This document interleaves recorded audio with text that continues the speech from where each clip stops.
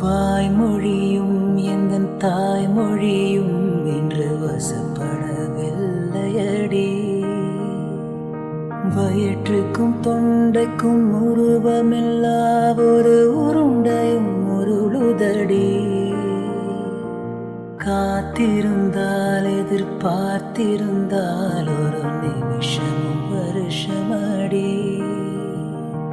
கண்கள் எல்லாம் என்னை பார்ப்பது போல் ஒரு கலக்கமும் தோன்றுதடி.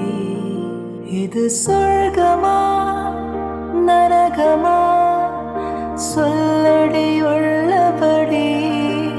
நான்